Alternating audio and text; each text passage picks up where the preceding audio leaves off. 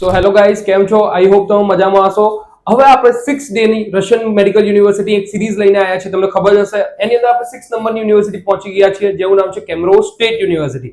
જે નવા હોય, વિડીયો પર આવ્યા હોય તો એમને ખબર ના હોય કે આ સિક્વન્સ કેવી રીતે ચાલે છે. તો આપણે બધા કરતા સસ્તામાં સસ્તી યુનિવર્સિટી રશિયનની, પછી એના કરતા થોડી મોંઘી, થોડી કોસ્ટલી એવી રીતે આપણે જે ટોપ મોસ્ટ જે કોસ્ટલી યુનિવર્સિટી હોય છે એના ઉપર આપણે જઈ રહ્યા છીએ. એની અંદર આપણે ટોપિક્સની વાત કરીએ તો આપણે શું લઈ રહ્યા છે કે યુનિવર્સિટીનું રિકોગ્નિશન કયો છે, સ્ટેટસ શું છે અને ઇસ્ટેબ્લિશ ક્યારે થઈ છે.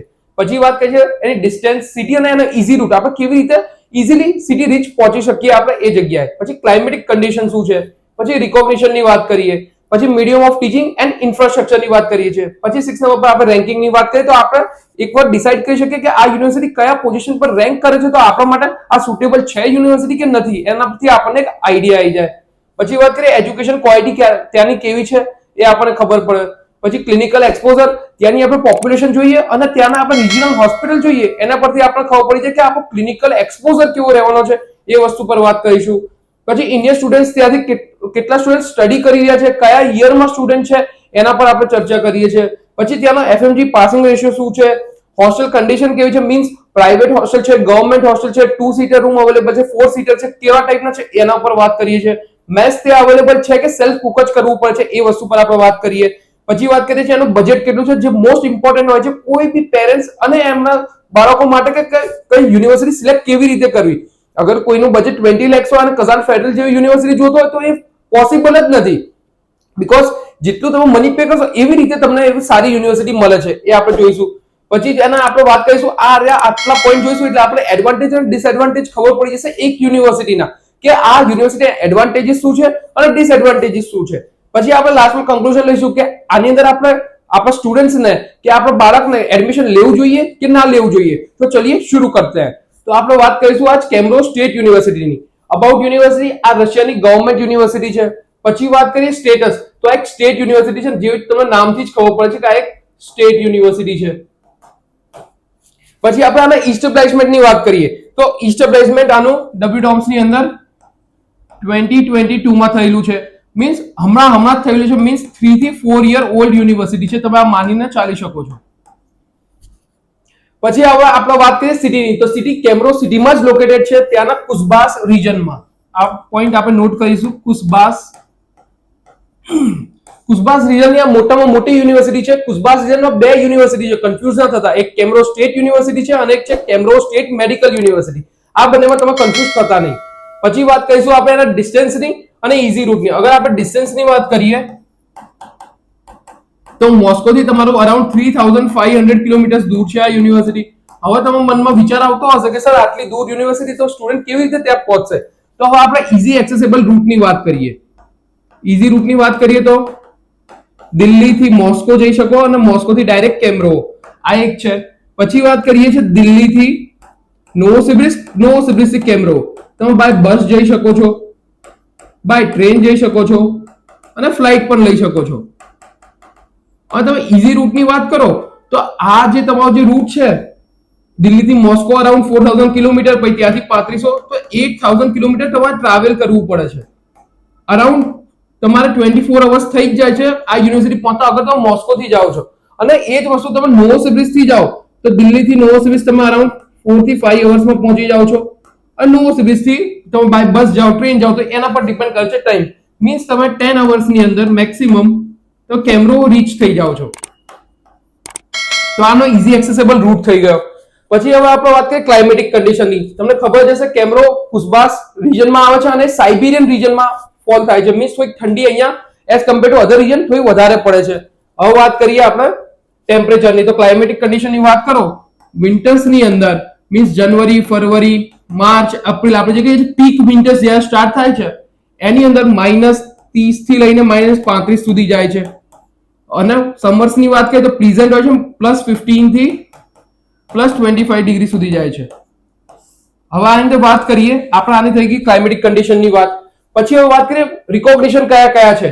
અત્યારે રિકોગ્નાઇઝ હમણાં થયું હતું ડબ્લ્યુડોમ્સ ની અંદર, તમને ખબર પડી જશે 2022 ની અંદર. WDOMS means WHO approved university, NMC, FAIMER અને ECFMG નું જે સર્ટિફિકેટ છે એ હજુ સુધી આ યુનિવર્સિટીને મળ્યું નથી. આ તમે ધ્યાન પર રાખજો. જ્યારે તમે ડબ્લ્યુડોમ્સી સાઇટ પર જશો તો અંડર પ્રોસેસ લખેલું છે. તો જે છોકરાને USMLE, પ્લેબ, DHA, ન્યુઝીલેન્ડની કોઈ મેડિકલ ટેસ્ટ એ વસ્તુ આપવી હોય તો આ યુનિવર્સિટી અત્યારે સિલેક્ટ ના કરતા, બીકોઝ હજુ સુધી અમે રિકોગ્નાઇઝ થયા નથી. આ સર્ટિફિકેટ અંડર પ્રોસેસ છે, ખબર નહીં ક્યારે થાય ક્યારે ના થાય. એટલે આપણે ક્યારે બી કોઈ બી જગ્યાએ જઈએ તો આપણે એકદમ સર્ટેનિટી હોય ત્યારે જ આપણે જવું જોઈએ. એટલે જેને બી USMLE, પ્લેબ, આ બધી વસ્તુ શું છે, અગર તમારે PG કરવું હોય US થી તો USMLE આપવાની, લંડન જવું હોય તો પ્લેબ આપવાનું, જેનું અત્યારે નામ UKMLE થઈ ગયું છે. અગર તમારે ઓસ્ટ્રેલિયા જવું છે તો AMC, તો એવી છે ન્યુઝીલેન્ડ જવું હોય ન્યુઝીલેન્ડ મેડિકલ કાઉન્સિલ એક્ઝામિનેશન, અને અરબ કન્ટ્રી જવું હોય તો DHA નામની એક્ઝામ આપવી પડે છે. અરબ કન્ટ્રીઝની અંદર લાઈક અત્યારે દુબઈ વધારે ફેમસ છે, ત્યાં જવું હોય તો એના માટે આ યુનિવર્સિટી અત્યારે તમે સિલેક્ટ ના કરતા. અગર તમારું ફ્યુચર ત્યાં તમે વિચારી રહ્યા હોય તો, અગર તમે ઇન્ડિયા માટે વિચારી રહ્યા તો રિકોગ્નાઇઝ છે WHO થી, મીન્સ તમે નેક્સ્ટ આપી શકશો. આ એક બહુ ઇમ્પોર્ટન્ટ પોઈન્ટ છે. આ બધી વસ્તુ કોઈ એજન્ટ્સ તમને કહેતા નથી, because A university area promote કરતા હોય છે, એટલે એરિયા હંમેશા ક્યારેક બી કોઈ એજન્ટ એમને ડિગ્રેડ નહીં કરતું યુનિવર્સિટી. અમે બી આ યુનિવર્સિટીમાં સ્ટુડન્ટ્સ મોકલીએ છીએ, પણ અમે કહીને મોકલીએ છીએ કે આ છે, અગર તમારો ઇન્ડિયાનો પ્લાન હોય તો તમે આ યુનિવર્સિટી સિલેક્ટ કરો. એવી રીતે આપણે મોકલીએ છીએ સ્ટુડન્ટને. પછી વાત કરીએ રેન્કિંગની વાત કરીએ તો જો અહીંયા લખેલું છે આપણું જે રશિયા રેન્ક છે, મીન્સ કન્ટ્રી રેન્ક 334 પર સ્ટેન્ડ કરે છે. અને આપણે વાત કરીએ વર્લ્ડ રેન્કની, તો વર્લ્ડ રેન્ક 3000 ની અંદર આવે છે આનો યુનિવર્સિટીનો રેન્ક. અને હવે આપણે વાત કરીશું એજ્યુકેશન ક્વોલિટીની. એજ્યુકેશન ક્વોલિટી તમને એક ડિસેન્ટ એટલે અબવ લેવલની માનીને ચાલી શકો છો એવી તમને યુનિવર્સિટી આ મળે છે, અને એજ્યુકેશન ક્વોલિટી સારી છે as compare to other university, because અમારા સ્ટુડન્ટ ઓલરેડી ત્યાં ભર્યા છે, એમના રિવ્યુ સારા છે. એના માટેથી હું તમને એના ઉપરથી તમને કહું છું એજ્યુકેશન ક્વોલિટી. હવે આપણે વાત કરીશું ક્લિનિકલ એક્સપોઝર. તો ક્લિનિકલ એક્સપોઝર આપણે પોપ્યુલેશન પર ડિપેન્ડ કરે છે. તો પોપ્યુલેશન 5 lakhs થી 6 lakhs એની પોપ્યુલેશન છે, મીન્સ ડિસેન્ટ તમારો ક્લિનિકલ એક્સપોઝર રહે છે. અને તમને ખબર જ હશે આપણે ક્લિનિકલ એક્સપોઝર કેવી રીતે કાઉન્ટ કરીએ છીએ. Population is directly proportional two clinical exposure. Means આની અંદર એક રિજનલ હોસ્પિટલ છે, ત્યાં કેમ્બ્રો સ્ટેટ યુનિવર્સિટી અને કેમ્બ્રો સ્ટેટ મેડિકલ યુનિવર્સિટી બંને સ્ટુડન્ટ એક જ જગ્યાએ તમારું ક્લિનિકલ એક્સપોઝર થાય છે. મીન્સ તમારી ઇન્ટર્નશિપ થાય છે. કોઈને એવું છે ક્લિનિકલ એક્સપોઝર એટલે શું, જે તમારી ઇન્ટર્નશિપ હોય એ જગ્યાએ થાય છે, ત્યાંના રિજનલ હોસ્પિટલની અંદર. હવે પછી વાત કરીએ ઇન્ડિયન સ્ટુડન્ટ્સ કેટલા ત્યાં સ્ટડી કરી રહ્યા છે. અરાઉન્ડ 600 ઇન્ડિયન સ્ટુડન્ટ્સ અત્યારે સ્ટડી કરી રહ્યા છે કેમ્બ્રો સ્ટેટ યુનિવર્સિટીની અંદર. હવે એની અંદર બી વાત કરીએ FMG પાસિંગ રેશિયો, તો FMG પાસિંગ રેશિયો અત્યારે 0 છે.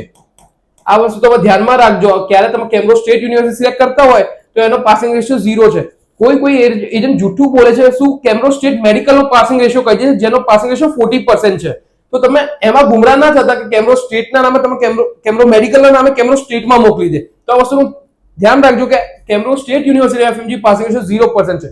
કોઈ બી તમને કહેતું હોય Kemerovo state university passing ratio આ છે તો એકદમ ખોટું છે, બીકોઝ હજુ સુધી ત્યાંથી કોઈ એક બી બેચ પાસ આઉટ થઈ નથી. ઇનફેક્ટ તમે જુઓ તો ટોપ સિનિયર સ્ટુડન્ટ અત્યારે 4th યરમાં સ્ટડી કરી રહ્યા છે, 5th યરમાં બી કોઈ નથી અને 6th યરમાં બી કોઈ નથી. આ વસ્તુ તમે નોટ ડાઉન જરૂરથી કરજો. હવે વાત કરીએ હોસ્ટેલ કન્ડિશનની, તો અહીંયા ગવર્મેન્ટ હોસ્ટેલ મળે છે તમને 3 સીટર અને 4 સીટર રૂમ મળે છે. અહીંયા મોસ્ટલી 4 સીટર રૂમ હવે અવેલેબલ છે. પહેલા 2 સીટર રૂમ્સ બી મળતા હતા, અમારા સ્ટુડન્ટ્સને પહેલા 2 સીટર બી રૂમ મળ્યા છે, પણ હવે જગ્યા એટલી છે નહીં, એના માટે બધા રૂમ્સ કન્વર્ટ થઈ ગયા છે 3 સીટર અને 4 સીટર ની અંદર. મોસ્ટ ઓફ 4 સીટર રૂમ જ તમને મળશે. અગર તમે આ વિચારતા હોય અત્યારે તો તમને 4 સીટર રૂમ જ મળશે. તમે આશા ના રાખતા કે તમે 2 સીટર કે 3 સીટર રૂમ મળે. આ યુનિવર્સિટી, અને પહેલા હું એક વસ્તુ કહેવા માંગુ છું, એક પોઈન્ટ એડ કરવા માંગુ છું. આ યુનિવર્સિટી હોસ્ટેલ માટે જ વધારે ફેમસ હતી, કેમ કે આની જે હોસ્ટેલ હતી બહુ જ સારી હતી. એ પણ ફર્સ્ટ ફ્લોર જ ખાલી એટલો રિનોવેટ હતો. જેમ જેમ તમે ઉપરના ફ્લોરમાં જાવ છો તો એટલું રિનોવેશન નથી, ખાલી તમને બતાવે છે કે તમને આ ફ્લોર મળશે, પણ એ ફ્લોર મળતો નથી. મીન્સ બીજા કરતા તમે જ્યાં જોવા જાવ કે કેવી છે હોસ્ટેલ સારી છે, પણ તમને જે બતાવે છે એ નહીં મળે અત્યારે હોસ્ટેલ. હવે મોસ્ટ ઇમ્પોર્ટન્ટ પોઈન્ટ આપણે બજેટની વાત કરીએ. પહેલા તમે આટલું નોટ કરી લીધું તો હું આ રબ કરી દઉં.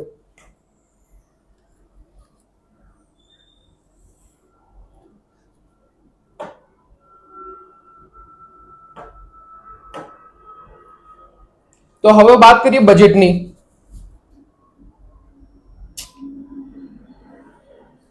તો હવે આપણો મોસ્ટ ઇમ્પોર્ટન્ટ ટોપિક છે બજેટ. સાહેબ બજેટ પર સેમિસ્ટર રહેશે શું? તો પર સેમિસ્ટર તમારું બજેટ રહે છે 1,38,500 રૂબલ્સ પર સેમિસ્ટર. અને તમે આના ટોટલ બજેટની વાત કરો સર, 6 વર્ષનું બજેટ કેટલું જશે ટ્યુશન ફીસનું? તો ટ્યુશન ફીસનું તમારું બજેટ 6 યરનું જશે અરાઉન્ડ 16,62,000. એટલે 16 lakhs મતલબ 17 lakhs અગર તમારું બજેટ હોય તો તમે આ યુનિવર્સિટી સિલેક્ટ કરી શકો છો. એવું નહીં કે ખાલી 17 lakhs માં તમારું પતી જશે, પ્લસ તમારે 5 થી 7 lakhs રૂપીઝ એડ કરવા જ પડશે કે તમારું હોસ્ટેલનો charge, medical insurance, medical checkup, visa extension, એવી રીતે. અગર તમારું બજેટ આટલું હોય તો તમે આ યુનિવર્સિટી જરૂરથી સિલેક્ટ કરી શકો છો. હવે આપણે વાત કરીશું એડવાન્ટેજીસ અને ડિસએડવાન્ટેજીસની.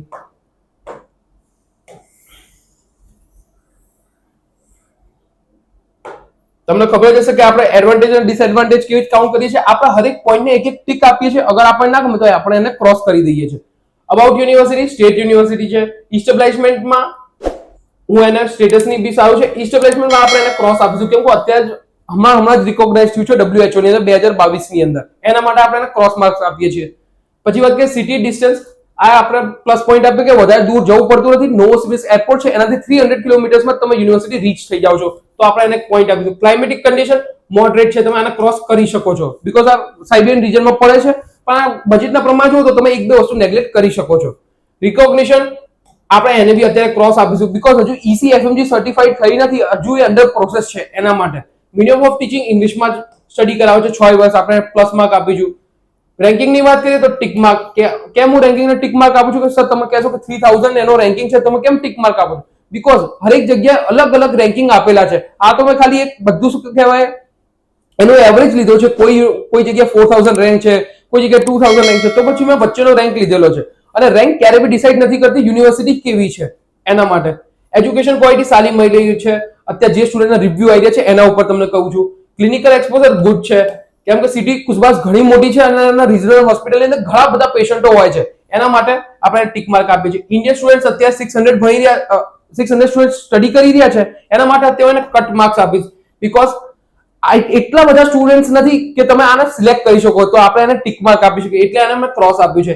FMG પાસિંગ રેશિયો એને બી આપણે બિગ નો કહીશું બીકોઝ હજુ સુધી કોઈ સ્ટુડન્ટ પાસ થયું નથી અને હજુ સુધી કોઈએ FMG ની એક્ઝામ આપી નથી, તો તમે કેવી રીતે માની શકશો કે મારો બાળક નેક્સ્ટ ક્લિયર કરી રહેશે? એના માટે મેં એને ક્રોસ આપ્યું છે. Budget government hostel okay done. મેથ્સની વાત કરીએ તો ત્યાં મેથ્સ અવેલેબલ છે, સેલ્ફ કુક બી કહી શકો છો, ડબલ ટિક. બજેટની વાત કરીએ અગર તમારા બજેટમાં આવતી હોય તો ટિક, ના આવે તો આપણે એને ક્રોસ કરીશું. આ બધું તમારા ઉપર ડિપેન્ડ છે.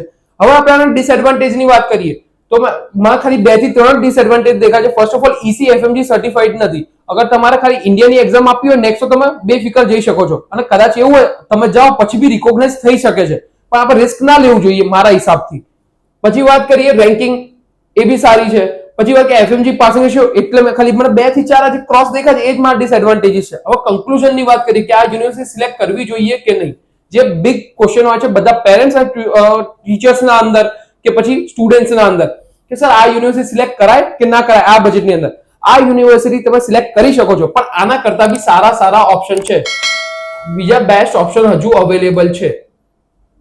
અગર તમને એમની અંદર એડમિશન ના મળતું હોય તો તમે આ ટ્રાય કરી શકો છો. આ તમે આના સેકન્ડ ઓપ્શન રાખી શકો છો, પણ ફર્સ્ટ ઓપ્શનની જગ્યાએ ના રખાય. આ મારું સજેશન છે. તમારું સજેશન કઈ અલગ હોઈ શકે છે, તમારું ઓપિનિયન કંઈક અલગ હોઈ શકે છે. અને અગર તમારે કોઈ બી ડાઉટ હોય કેમ્બ્રિજ સ્ટેટ યુનિવર્સિટી રિગાર્ડિંગ, તો તમે YouTube ની અંદર કમેન્ટ સેક્શન હોય છે એની અંદર તમે ક્વેશ્ચન પૂછી શકો છો. જે તમારા કોઈ ડાઉટ હોય તો હું એના ક્લિયર કરીશ. અગર બીજી કોઈ યુનિવર્સિટીમાં તમારા આવા ટાઈપનો વિડીયો જોતો હોય તો આપણે એ બી બનાવીશું, તમે કમેન્ટ સેક્શનમાં મેન્શન કરી શકો છો. અને તમારે મારી જો 1-to-1 કાઉન્સેલિંગ લેવું હોય તો તમે મને WhatsApp કરી શકો છો, નહીં તો કે તમે અહીંયા જે ટીમ મેમ્બરનો અમારા કોલ આવતો હશે તમે ત્યાં એક ફોન કરીને એક કન્સલ્ટેશન બુક કરી શકો છો કે અમારે દેવ પટેલ જો 1-to-1 કન્સલ્ટેશન બુક કરવું છે.